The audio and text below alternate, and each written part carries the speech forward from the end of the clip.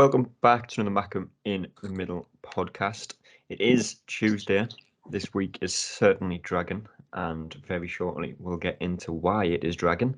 Of course, on Saturday, the playoff final is due to be played. Over 44,000 Sunderland fans expected to be there. The club have requested more tickets. Whether we get them or not is yet to be seen, but that is on Saturday.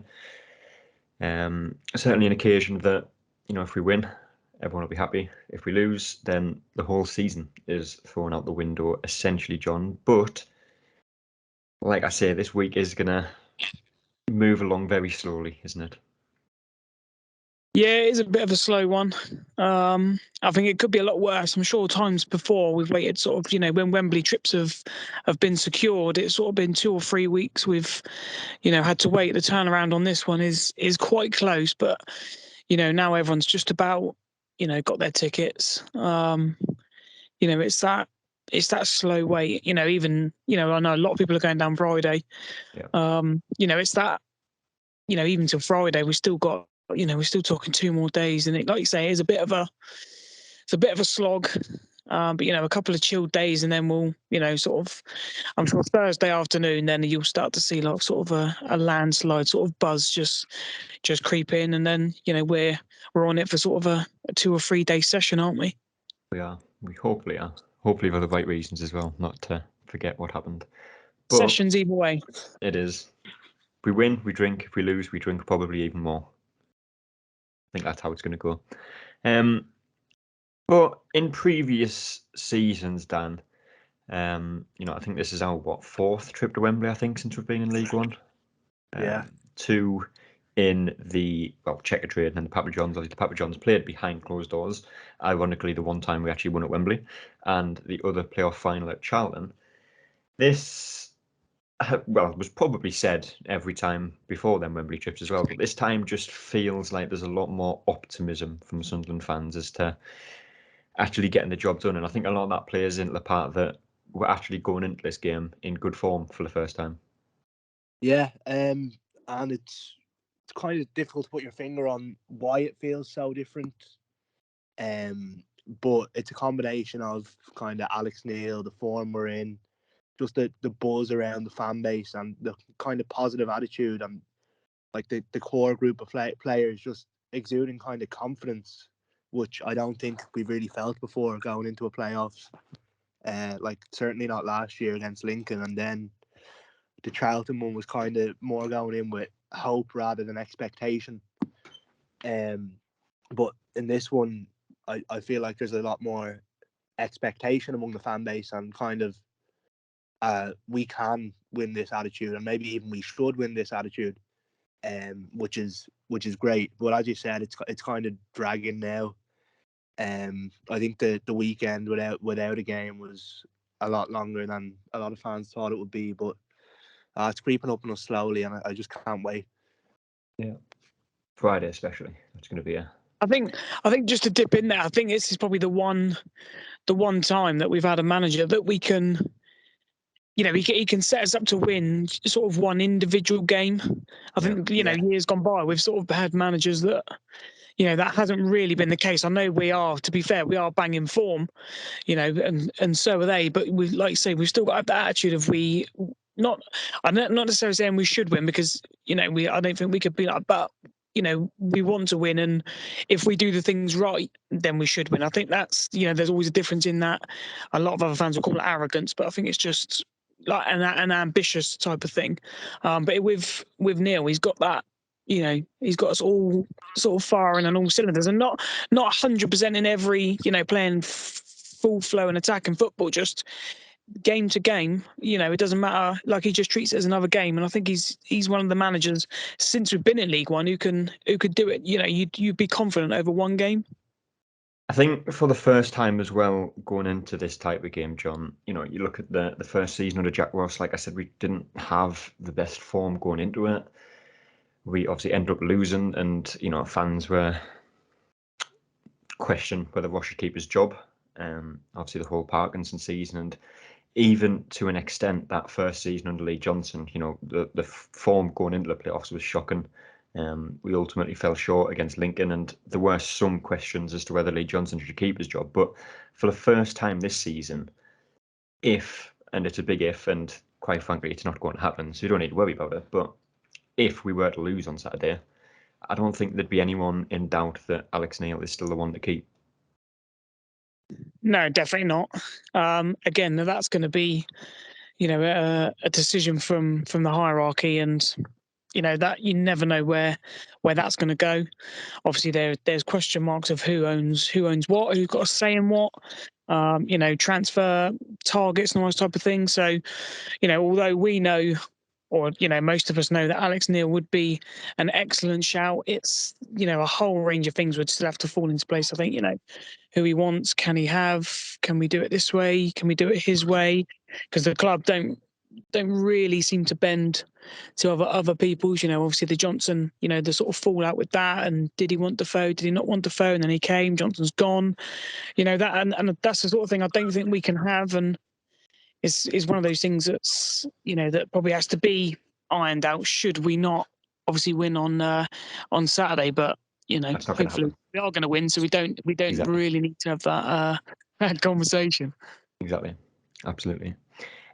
Just before we get on to the game itself, Dan, like we said, Friday night is going to be some night, I'd imagine, in Trafalgar Square. Although pictures on Twitter, I don't know whether they're going to stay there. They have fenced and taped it off, and I'm sure that sticky tape's going to keep 40,000 Sunderland fans away from the statue. We'll see about that, whether it's there or not. The whole talk about what police are doing about drinking on the street, which from what I've gathered just means that if you get asked to hand something over, you've got to hand it over, I think. So I don't think it's anything necessarily to be concerned of. But, I don't know if you've been to Trafalgar when we've been at Wembley before. I think I was there for I think it was the Portsmouth game I was there for. Didn't make it for the Charlton one. But it's going to be some night on Friday night and some atmosphere, considering that it's not even match day. Yeah, I think we've all seen the kind of warnings and public statements issued by the local authorities on the laws in regards to the drinking. But good luck to them stopping 40,000 Mackem's kind of on the session, because it's not going to be possible. And I just think, regardless of result, like the night before is going to be an incredible night and a night to remember for Sunderland. I mean, even Wickham fans, it's a bit of fun. Like, the playoff final, you have to get in, enjoy the atmosphere, and I genuinely don't think it's something to be worried about in regards to the authorities or like what's going to happen. I don't think it's as serious as people are making it out to be. So I think we'll go, we'll enjoy our night, and then we'll enjoy the next day even more. Yeah. And obviously, like I said, John, the atmosphere before and during and hopefully after the game is going to be impressive. Obviously, the Spirit of 73, who organised the display against Sheffield Wednesday for the first leg of the semi-final. I think it's 11,000 just over they've raised for a display at Wembley, so that's going to be good. You're probably seeing on Twitter everyone ordering flares and smoke and flags and whatnot. And just as a reference, I wouldn't condone anyone chucking them around in the stadium, but that's just to chuck it in there. Can't be blamed for that one. But it is, again, feeling like, the fans are a lot more behind the team than they were under previous managers at any point in the season. I think it's 15 games unbeaten now under Alex Neil. Obviously, Wickham lost their last game against MK Dons, but still went through an aggregate in the semi-final. There's just, once again, that air of, I want to say freshness, just everyone's on the same page. There's no, arguments. There's nothing, no bickering. Everyone's on the same page. Everyone wants the same thing this weekend, and it's just up to the players to get it right. Yeah, it is, and I think you can see that as a whole. Obviously, all the fans are sort of, not that they weren't before, but everyone's on board and 100%. Behind, like you say, there's nothing. I haven't seen anything really bad on sort of social media or anything like that. Obviously, you talked about the the displays, which I think does raise it up one or two notches. I think, again, this is not a criticism, but I think the atmosphere at the Stadium of Light sort of the last month, and it's especially the the playoff game against Sheffield Wednesday was was electric, and probably one of the best since any of us can. Everton or Chelsea, probably. Yeah, exactly. It's a shame it's taken that long, but it's previous regimes or players have come out and said that the fans are the problem. You tell me that we didn't win that game, by partly with that atmosphere. Those Sheffield Wednesday players were, they're used to playing in front of big crowds, but are they, obviously playing at home, but are they used to playing like in that sort of environment that's against them? We've then gone to Sheffield Wednesday and we've dealt with their crowd. When we score, we're sort of straight up to their fans and shushing them. We haven't seen that. It just seems to be at the moment. Obviously take it with a pinch of salt, but everything just seems to be coming together. Still a massive game to go, but like you say, everyone's on board, pulling in the same way. We're not talking about those who shall not be named with their percentages and that those types of things, who's sitting in directors' boxes, and it's a proper day for the real fans of this club to enjoy their day. And like that woman said on Netflix, is it ever going to be our turn? And hopefully, obviously we've won before at Wembley to break that hoodoo, but with the fans in there, I think it really is our time to be able to go to enjoy the whole day. Same as asking for more tickets, and us getting criticism. Why would every fan that want to go and watch us, we know we've got a good chance. People want to go and see that, and that's exactly what we need, and that's Everyone what wants to go exactly. and see the Netflix club. Yeah, exactly. Yeah, but he's amended that statement, so we'll let him off. But yeah, everyone's on board. Everyone wants to enjoy their day, and I still think he's one of those managers, Alex Neil, that will, it's just another game. We'll go out there to win it, do our thing, and what happens will happen. But I've got full faith in them, and I've got full faith in everyone that will be a good day. Yeah, and like John said earlier, Dan, Alex Neil is certainly a manager that does take it on a game-by-game basis. Every single league game was played as a cup final, essentially. Have to win it, have to get something out of it, just don't lose. And I think it's one game that we lost since Alex Neil came in. I think, like James Copley said on the last podcast, that was the game that kicked off about 5 minutes after we walked through the door. So we've come a long way since then. Like I said, 15 games unbeaten, one last game to go. But if there's any manager and any realistically set of players that we've had in League One that you would trust to get the job done, get over the final hurdle, it would be this group and this set and this manager. Yeah, absolutely. I don't want to take it as arrogance or anything, but when I think about the game and the squad we have, I think if we play to our best and Wickham play to their best, I don't think Wickham stand a chance. Like I really don't, and I'm it may come back to bite me in the arse, but I'm just so confident in this group of players, and that's not to say that Wickham are a bad team. Like, they set up really well, very well organised. They can catch you on the break, and they're always in the game. But I just think if we're playing to the best of our ability and Wickham are also playing to the best of their ability, I think we win that game 10 times out of 10. So yeah, there's kind of an air of confidence around the club and around the fan base that just hasn't been there before, and it does feel different this time. And yeah, even looking at the game, I think Alex Neil will have us set up in a way to combat kind of Wickham and their strengths and what they bring to the table. I think that's the one advantage of Alex Neil as well. When we have set up, I think pretty much every game bar the two semi-finals, I think he has changed the team for every fixture we've played to, like you say, combat what the other team will offer. Danny Bart's been brought in for a couple of games where, they are going to try and chuck balls into the box. Games where he perhaps underestimated the opponent or didn't think they were going to play the way they did.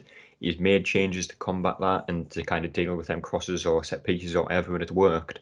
And we know how Wickham are going to play. I think everyone knows how Wickham are going to play. They're going to be frustrating, they're going to be hard to break down, and they're certainly going to try and put as many balls into the box as they can.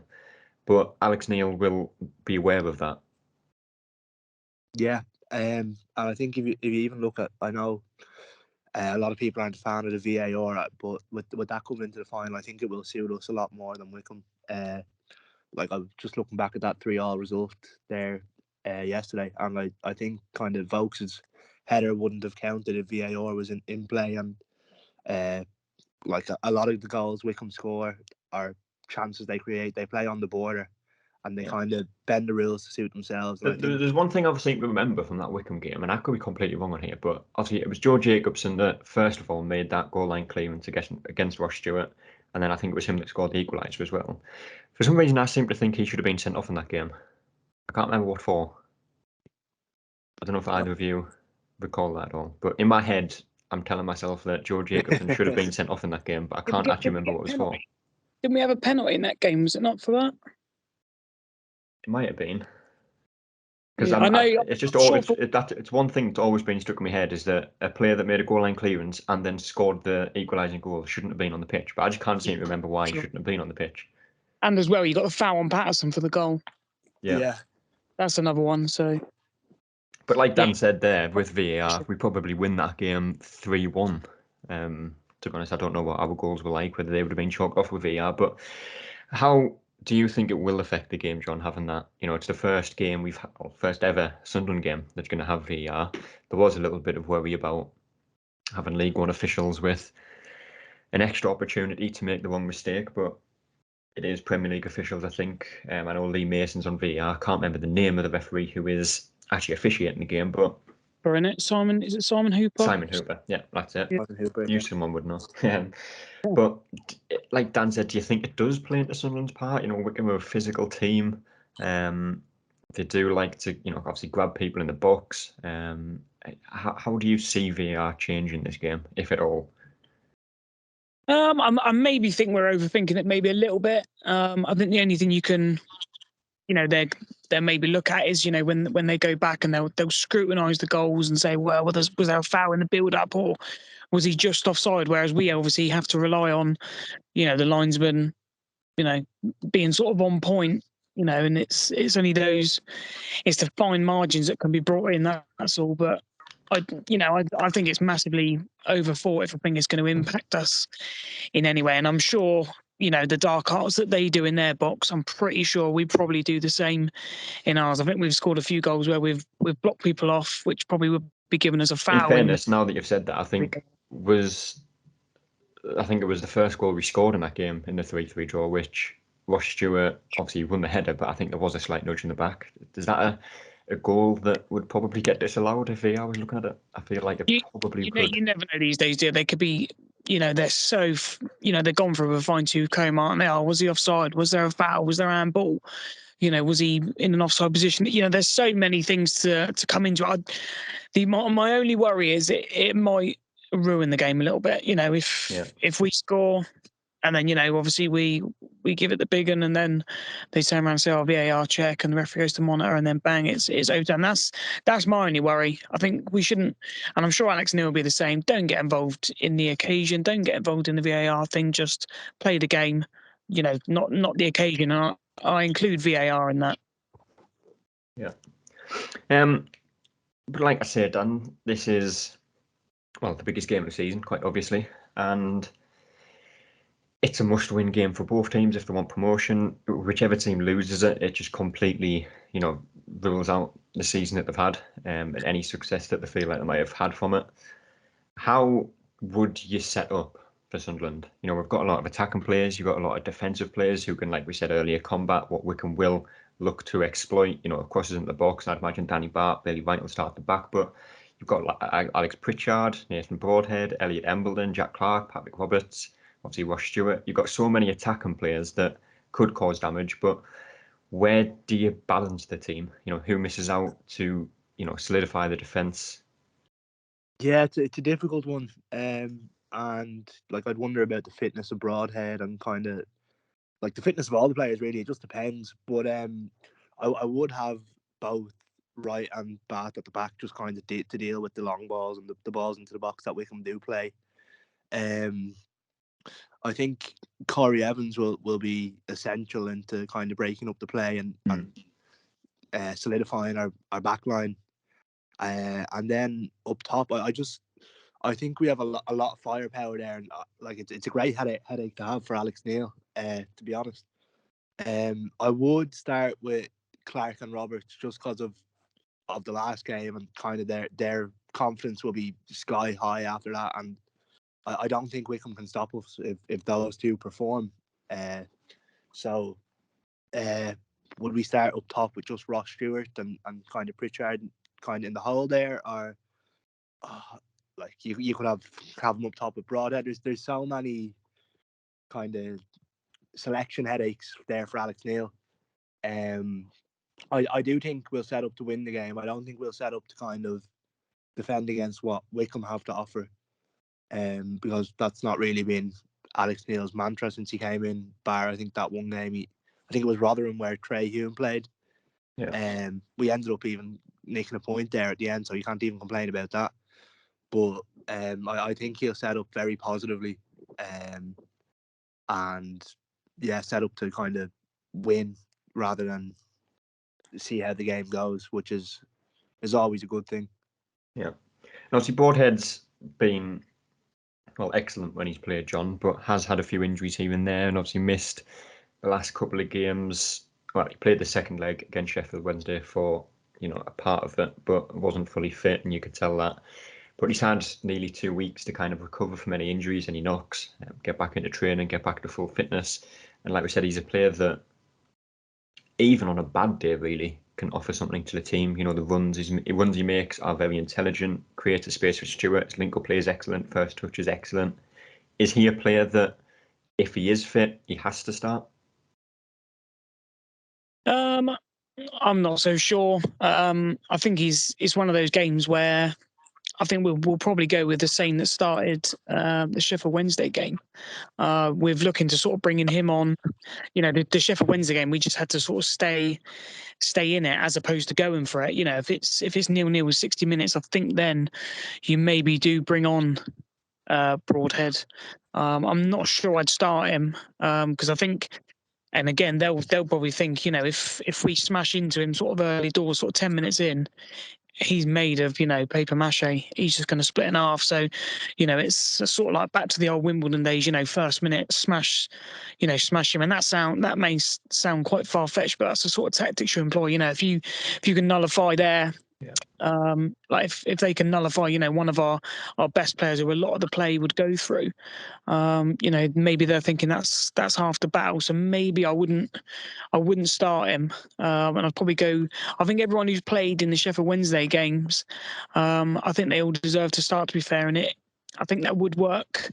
Obviously, the players on the wing would have a lot of freedom to go forward, as opposed to away at Sheffield Wednesday, where they did have to do a lot of sort of donkey work coming back. But I don't think that's necessarily going to be the case at Wembley. It's a much bigger pitch. I expect us to be on the front foot and them to play their way and sort of shit house their way through the game. So that's the way I think we'll set up. But then again, you never know. He might chuck Broadhead in there. He might, I think that changes the game a little bit. I think we play a little bit more fluid. But I think to start with, I think we just need to be a little bit more solid. That's all. Yeah. Well, last but not least, I got James to do it, got Michael to do it. Although James didn't give us a score prediction, he gave us a result prediction, which did see Sunderland win the game. But what is your score prediction for the game, Dan? I think it'll be a nervy 2-0 to Sunderland. Nervy 2-0. A nervy 2-0. I know it's hard to see Sunderland win. Is that in 90 minutes? A game, yeah, I think it'll be within the 90. I hope it's within the 90. I don't see it going to penalties. I do think we'll score one kind of late 70 odd minutes and then nick another when Wickham are kind of going on the attack and Akinfenwa was trying to do bits. But I know it's hard to believe that Sunderland can win a game of this magnitude by more than one, but I just it feels different this time. And it would be very nice to be 5-0 up after 15 minutes and just not have to worry. Yeah, take another Cambridge result. Yeah, absolutely. No, I just I feel something special about this game, so I'm going to go with 2-0. 2-0. I know you already gave us one in the last podcast we did, John, but we're close to the game now, so it might have changed. Yeah, sort of. I'd probably go 2-1 2 or 3-0. I think it depends. If we score early, I think they have to come out, and then I think we can then massively exploit them. But then again, we've got to score first. But I think that's the biggest thing. You can't let Wycombe score first in a game like this. Oh no, you can't. No, 'cause it'll be an awful watch, and it'll be they'll be doing everything they can to. They'll have cramp after 2 or 3 minutes. Yeah, but yeah, I think they're probably going to try and have to score first really quickly, because as the game goes on, I think we've got the players and the fitness, for the Sheffield Wednesday goal, and the 93rd minute after a grueling game, a week, 3 days before. Sorry, the fitness levels of this team are absolutely fantastic. So I think that they'll be wary of that as well. But I'll just take a win, any win. I don't really care. I don't want to set 5-0 up after 50 minutes is good, but I don't know why. But something about me just wants, I don't know, a last minute win. I know that'll be nervy to watch, but imagine best the way scenes. to win it, but the worst way to lose it. Yeah, well, don't lose it. Let's win it. I'll take that. I'll take any losing. I'll just take winning, but I don't really care as long as we win, and it'll be a fantastic day. Yeah, and like I said, albeit the fans weren't there, our Wembley hoodoo is over, so that's slightly out the window to say that we haven't won a Wembley, because we have. So that is definitely going to play a part, hopefully, in it. Although, like Alex Neil says, that Wembley hoodoo was not here when Alex Neil was here. Not really for any of the players either. I think only Lugo Nyan and Lyndon Gooch, who will probably be involved in the matchday squad, will have experienced that before. But hopefully we get the job done. And this time next week we're a Championship club, hopefully. But we'll wait and see, because I do not fancy Forest Green Rovers away. But who knows? We will be back on probably Monday, to be honest, or Tuesday at some point, depending on what happens in the game, to talk about the final and what happened in the game, where we are at the time of recording, and of course what the future looks like for Sunderland at that point. And not too long after that, not entirely sure when, we'll get a season review podcast up as well, looking at the best games of the season, the worst game, best player, most improved, etc., etc. So we'll make sure to get that up as soon as we can. But until then, we will see you later. That's all, folks.